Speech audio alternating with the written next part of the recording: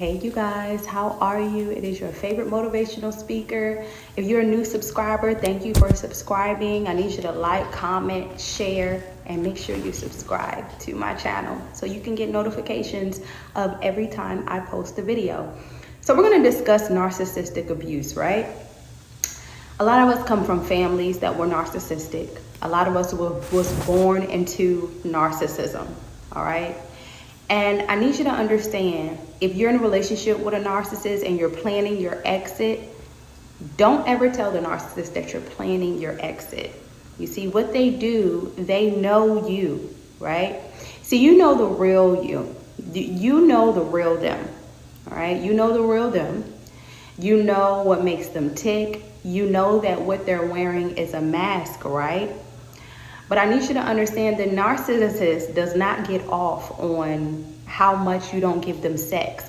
So if you're in a relationship with a narcissist right now, all right, they don't want sex from you. The main thing that they want is for you to hurt. The main thing that they want is for you to be in pain.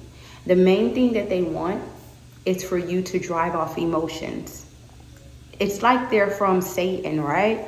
But we have to remember Ephesians, we not wrestle against flesh and blood, but from the principalities and the powers and the darknesses of this world. So it's not always the narcissist, it's the enemy using the narcissist to come against you. Sometimes the enemy brings a narcissist in your life to distract you, to disrupt your plans, to get you off course, to get you out of your routine. So now you're sitting here like, what have I done with my life? I met this man or I met this woman and they were everything. They were everything. That's where the love bombing stage comes from. And I know a lot of people, they're posting the same thing about narcissism, but I've actually experienced narcissism. So you can't teach anything if you've never experienced it. But I need you to catch me, all right? We're just going to stick to the title of this video. We're going to stick to the subject, okay? The narcissist does not want sex from you. What he or she wants is for you to be in pain. The pain gives them fuel, all right? It gives them power. So every time you retaliate with the narcissist, every time you argue with the narcissist, you can have a narcissistic baby mom. You can have a narcissistic baby daddy. And every time you argue with that narcissist, you are giving them fuel. A lot of people are co-parenting right now with narcissistic child's fathers, narcissistic children's mothers. Woman can be narcissistic as well. It has no gender, right? So it's hard when you co-parent with a narcissist. It's even harder when you're married to one. I've never been married to a narcissist, but I think I met more than about 3 people that were narcissistic in my life. And what drives them is your pain. So you may be thinking, wow, the narcissist, he hasn't touched me in a while. She hasn't touched me in a while. She hasn't, gave me a hit that she wants to make love. We've been together for a long time. And stick with the subject because we're not going to be in our flesh. I'm just helping somebody out right now. And you're saying, well, they may be cheating. But the main thing that drives a narcissist, some narcissistic people, they don't cheat. That's why narcissism is very scary. You'll have a narcissist that does not drink alcohol at all. They do not smoke at all. They don't even go clubbing, all right? And most of the time, you'll meet a narcissist in the church. You can meet them at church. They can look like real holy, right? They can look like they don't do anything wrong. Some narcissists, they strive off of putting on a mask, right? And then you're like, how can this person be so evil, but they don't do evil things? Like they never sold drugs, they never went to jail, they have a clean record, right? Just like when we watch shows and crime movies and, the murderer of the crime, who committed the crime, I remember I was watching a movie and the cops looked into their background. They said, wow, they have a clean record. Most of the time, those are the crazy ones, right? So you're saying to yourself, how did I end up with this narcissist? When I first met them, they were sweet. They introduced me to their family. They introduced me to their friends. They bought me everything. They were charming. You see, the narcissists, they hold on to this charm and they have to keep that charm. But once they reel you in, it's like a fishing pole. right? So when you're catching the fish, you reel that fish in and you're ready to cook and eat that fish. They are ready to cook and eat you up. And I'm talking about they're ready to cook you. They're ready to train you. They're ready to home train you, right? They're ready to train you into what they want you to be. Now you're getting eat up by the narcissist. Now, you know, they're eating your emotions up. They're eating your emotions up. And every time you cry, it gives them fuel. It gives them fuel. I remember I was dating this one guy. I was kind of young. And I remember he said, man, I love when we have makeup sex, right? And he would do things purposely just so we can have makeup sex, just so he can go and do the same thing again. You know, narcissists, they feed on that. They feed on doing you wrong, and then you cry, and then you mope and stuff like that. And they want to reel you back in, and then they do the same thing again. So when they do this, this is a tactic that they do because they want you to stay connected to them. Not only do they want you to stay connected to them, they want you to not rely on anybody else. They want them to be the main person that you're always going to rely on. So some of you're with narcissistic people. They don't want you to have a lot of friends. They try to disconnect you from family. They try to disconnect you from the world out here, you know. So what a narcissist does, they get into your system first. They get inside of you first so you can have no worth. You're not going to have no self-worth. You're going to be insecure. You know, many things that you used to do, it can be simple things like putting on makeup, you know, eating your favorite foods, you know, anything that you used to do, singing, dancing, writing. It can be anything, making your favorite cake that you always made, right? And they strip you from everything that you used to do. It's like the enemy stripping you from your anointing, right? And before you know it, you don't want to do those things anymore. You don't want to go to the grocery store anymore like that, you know? That could be simple to somebody, but it's little things that you just stop doing. So now you're sitting at home, you know, I see some, you know, people that were with narcissists, they put on a lot of weight or they lost a lot of weight. It can go both ways. They put on a lot of weight because of depression, because they have ate themselves into depression, or they lose weight because they don't want to eat, you know, like they used to because they're with this narcissist. So what they do, they get inside of you first, all right? And I wanted to make this video to help somebody because I just feel so strongly that somebody is going through this right now, and you're wondering, wow, you know, we don't go anywhere anymore. We don't date anymore. Is he cheating on me? Is she cheating on me? Most narcissistic people do cheat, but you have some narcissists, like covert narcissists, that don't cheat at all. They just love to see you in pain. It's like they thrive on seeing you down. And it's an evil tactic to have. A lot of you felt like narcissism has chased you your whole life. When you come from a narcissistic family, you know, you have those familiar spirits that you're going to meet all the time. You're going to meet people that you dated, and, you know, everywhere you go, you just meet narcissists. And you're like, man, everybody I dated was a narcissist. What is this? It's because that spirit, it's like you were born into it, right? You were born into it. But I need you to understand, I want to mainly talk to the people who are still in narcissism, who are still in narcissistic relationships, and you think that you can't get out. You know, and it's so important to, you know, stay close to God. It's so important to pray. It's so important to ask God, like, what do I do? A lot of you, God has been already telling you to plan your exit, but it's hard when you have children. What if you've been with them for a long time? What if you've been with them for years? But you have to plan some kind of exit. I would suggest just staying close to God. You know, you guys share the same room when he goes to work or she goes to work. Just try to stay close to him. Ask God, what is the instruction? You know, because let me tell you something, guys, abuse is just not physical.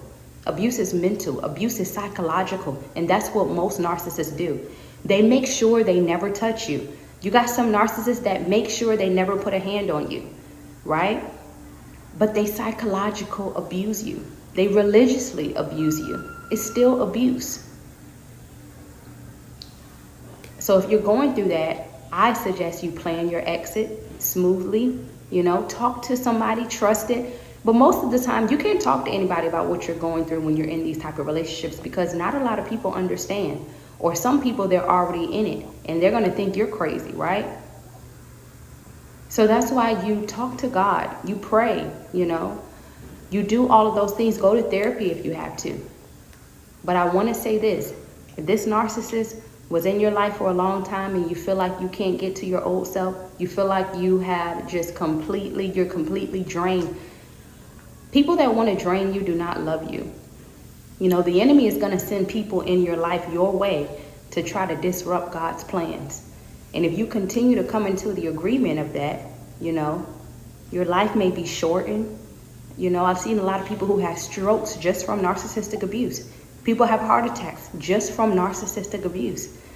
You know, people don't live long just because of narcissistic abuse, and you don't want to be that person.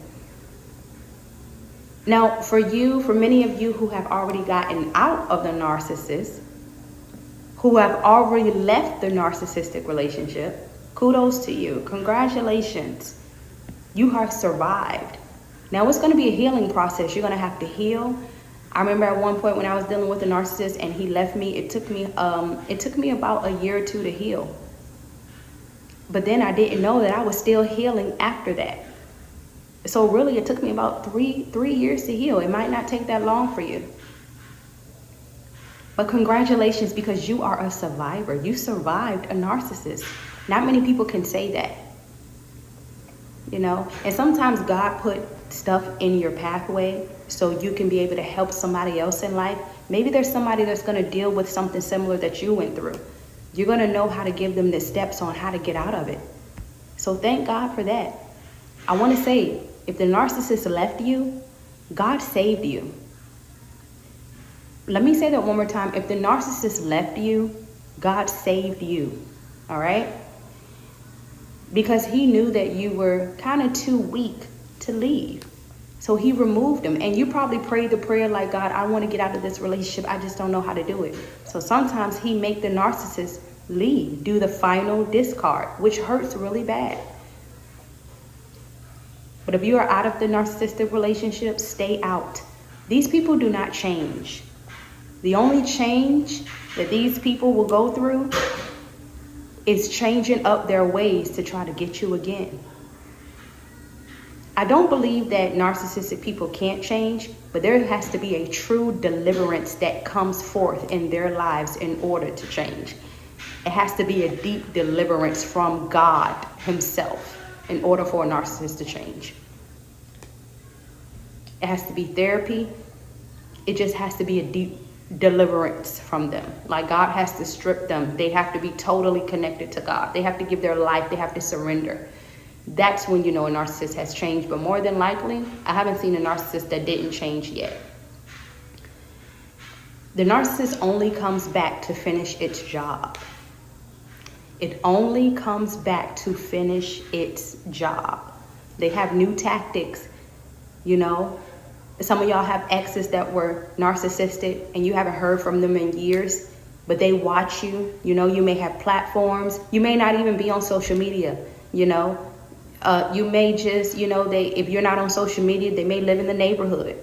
Most of the time it's through social media. They always make it fake pages to watch what you're doing. And you can't, and I know you probably have felt like they were watching you and you blocked every page, but sometimes you don't know. So look, a saying that I say all the time is let the narcissist watch you. But don't you dare go back, because they're going to try to creep back up, especially when you're in elevation mode, especially when God is doing his big one in your life. They're going to pop up. At least one of them or all of them will pop up. And that's God's just testing you like, hey, are you going to go back? Are you going to stay with the plan that I told you to be on, or stay on the pathway that I told you to be on? So it's vital to stay in elevation. It's vital to stay close to God, because what the enemy wants to do, he wants to strip you from your anointing. Some of you are too anointed to go back. Some of you are too anointed to go back. You're too anointed to take somebody back who tried to destroy you. Never refriend a person that tries to destroy you. Never be in a relationship again to a person that tries to destroy you. They're just switching up their plans to get you again. A snake is still a snake. It just sheds new skin. A snake is still a snake. It just sheds new skin. So they can look cuter all they want. They can have the finest job that they didn't used to have. Some narcissists will come back in your life and they'll be like, man, I got a new job, you know. They probably got a new house. And you're flabbergasted by that, you know. You're flabbergasted by that. You're like, man, he got a new job. He got a new house. She got a new job. She got a new house. She's looking good. He's looking more good. It seemed like that he got his life together. It seemed like that she got her life together. Maybe I should go back with them. You know, maybe they changed. And that's what the enemy wants you to think, that they changed, but they didn't. But I want you to keep moving forward. And it's hard. The healing process is hard. It's good to get therapy. You know, Christians, we need therapy. It's good to get somebody to talk to, a trusted person to talk to. But the more you go back, the harder it's going to get for you to get over him or over her again. You know? So narcissism, it runs everywhere. It runs everywhere. It's like everywhere you go, you see a narcissist, you know, even in the dating world, you know. But the good thing about this, because you were in that narcissistic, abusive relationship, you're going to get more wiser and more knowledgeable. So even though you're hurting right now, you're trying to get over that relationship and you're trying to get over those humps, you know, you've gotten more knowledge. So now, I mean, you're narcissist, you probably, you know, that relationship probably ended 5-6 years ago. Now you're in the dating world. You took time to heal. And let me say this, after a narcissistic abusive relationship, it's vital to not date right away. That's my suggestion. Some people, they date right away. That's up to them. But my suggestion is take time to yourself. You know, try to self-heal. Take yourself out on dates that you do stuff that you never done before. Do stuff that's uncomfortable. Because it's gonna, you know, God is gonna start telling you what your gifts are. He's gonna start discovering you. You're gonna start discovering what you could have done. You know, some of you are going to start discovering what, you know, a gift that you never knew you had because the narcissist was in your life. You know, they were in your life, so they disrupted anything that you needed to see. It's like they took your eye gates away from you spiritually. You couldn't see anything. You couldn't see who you were. You couldn't see your identity. They stripped you from your identity. So the good news is that if you're not in a narcissistic abusive relationship anymore, you have wisdom. I mean, your wisdom has gone way up. Like in the dating world, you give somebody your number, you know, you're ready to date again. You're like, you know what? I'm ready to give my number out. You know, I'm going to be more cautious, but I don't want to be in the house. I don't want to be paranoid anymore. You know, we all get to that when we're finally healed, right? But then you start texting that person. You be like, he sounds like a narcissist. She sounds like a narcissist. Always trust your gut. You know, we used to call it trusting your gut, but always listen to God, because the gut feeling is God telling you, no, not this one. No, not this one. You know, you're worth more than ever. You're worth a diamond. For my men, you're worth a king. You don't need somebody using you down to your grave. I refuse to let somebody use me up until I pass away. And I'm probably not going to do a lot of things that I want to do, but I'm never going to get to a point when I heal, you know, and I'm just passing away before the narcissist. And now the narcissist is still living, ruining somebody else's life. I refuse to live like that. You have to know your worth deep down inside. And it is hard to know your worth when you're still in that relationship. But once you get out, it's going to hurt, because you're not going to believe that you stayed